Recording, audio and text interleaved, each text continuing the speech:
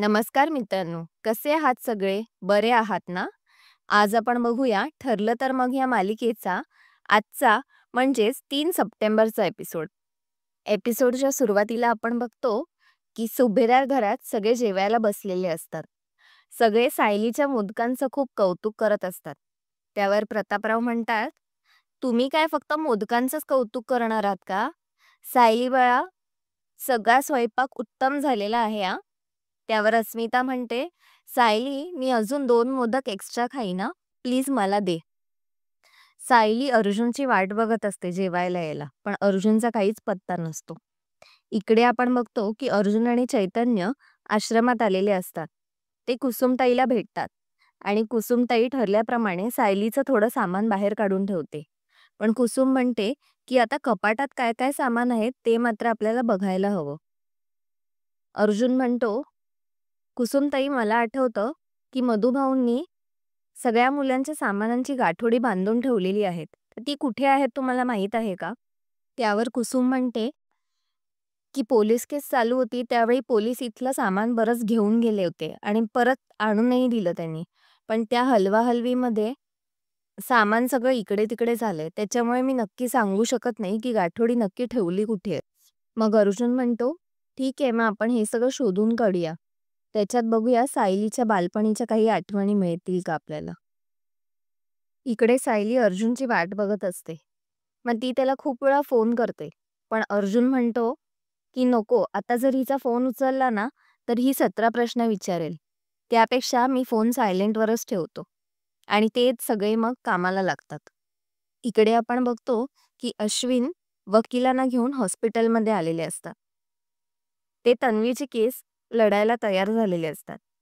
तन्वीच्या खोलीत जातात. तन्वी एकदम खुश होऊन जाते. तिला आश्चर्याचा धक्का बसतो की कोणता वकील तयार झालाय आणि अश्विन त्या वकिलाला घेऊन आले. ती वकिलांना म्हणते, "वकील साहेब, मी सगळं सहकार्य करायला तयार आहे.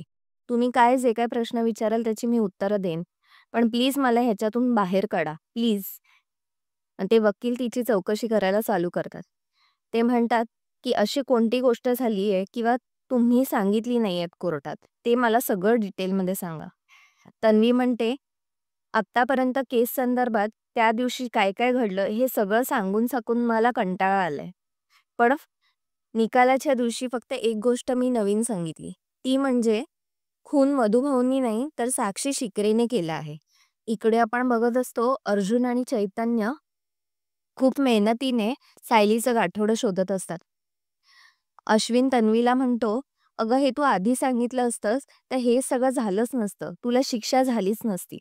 त्यावर तन्वी म्हणते, "अरे पण मला साक्षी आणि महिपतने एवढं धमकवलं होतं की मी तुला काय सांगू, मी खूप घाबरून गेले होते."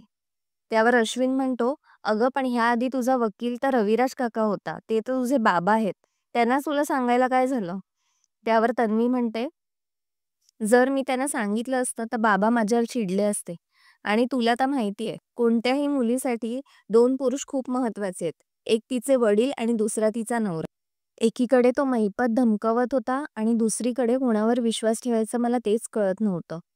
इतक्या वर्षांनी भेटलेल्या बाबांना मी कशी गमावणार होते? तूच सांग, मी खरं कसं बोलू शकले असते?" इकडे आपण बघतो की सायली अर्जुनची वाट बघत टेबलावर बसलेली असते. तिने अजून जेवून नसतं घेतलेलं. ती खूप थकलेली असते. मग कल्पना येते आणि सायलीला म्हणते, "अगं किती वेळ अशीच बसून राहणार आहेस?" सायली म्हणते, "आई तुम्ही आत्ता कशा काय आलात?" कल्पना म्हणते, "अगं मी सुनेशी बोलायला नको का येऊ? गप्पा मारायच्या आहेत मला."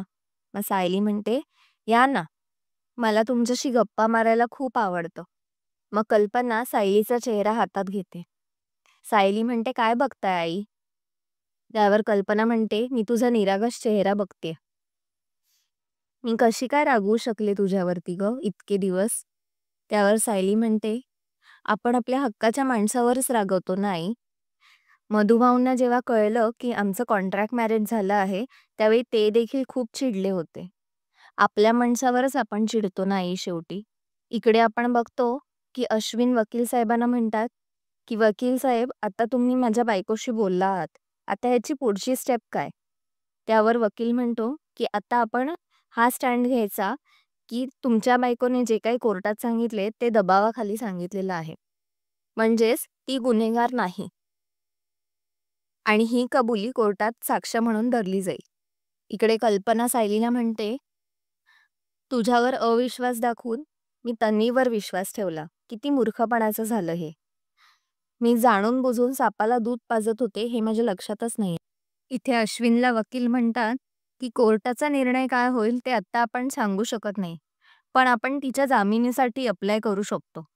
पण तुम्ही एक काम करा, अर्जुन सुभेदारांना कळूच देऊ नका की आपण जामिनासाठी प्रयत्न करतोय. तेव्हा अश्विन म्हणतो, हो, दादाला तन्वीला थेट जामीन मिळाल्यावरच कळेल की तिला जामीन मिळालाय. इकडे अर्जुन आणि चैतन्य खूप शोधाशोध करतात, पण फक्त प्रिया आणि सायलीचंच गाठोडं गायब असतं. अर्जुनला हे खूप संशयास्पद वाटतं.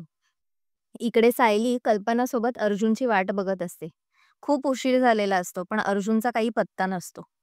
इकडे अर्जुन आणि चैतन्य घरी जायला निघतात. अर्जुन चैतन्याला म्हणतो की हे किती संशयास्पद आहे की सायली आणि तन्वीचंच गाठोडं अवेलेबल नाहीये. ह्याच 2 गाठोड्यांवर कसा काय प्रॉब्लेम आला? त्यावर चैतन्य म्हणतो, मिळेल मिळेल, आपल्याला गाठोडं पण मिळेल. तितक्यात तिकडे कुसुम येते आणि म्हणते, मला जरा हॉस्पिटलला ड्रॉप कराल का? ऑन द वेच आहे ते. मग अर्जुन, चैतन्य आणि कुसुमताई हॉस्पिटलकडे जातात. इकडे प्रतिमा सायली आणि कल्पनाला म्हणते, तुमच्या दोघींचं छान बोलणं चालू आहे. याचा अर्थ माझं आता काम झालं. त्यावर कल्पना म्हणते, म्हणजे म्हणजे मी तुम्हा दोघांमध्ये समेट आणण्यासाठी खास राहायला आले होते. आता ते माझं काम झालंय आणि मला माझ्या घरची खूप आठवण येते. मी आज निघते बरं का. मित्रांनो, आजचा भाग इथेच संपला. पुढील भागात आपल्याला दाखवतात की अर्जुन खूप उशिरा घरी येतो. सायली आणि कल्पना त्याची वाट बघत असतात. पण अर्जुनला अद्दल घडवावी म्हणून सायली आणि कल्पना उरलेले 2 मोदक खायचं नाटक करतात. कारण त्याला शिक्षा घडवून आणायची असते. आणि त्या दोघी मस्त बसून मोदक त्याला दाखवत दाखवत खातात.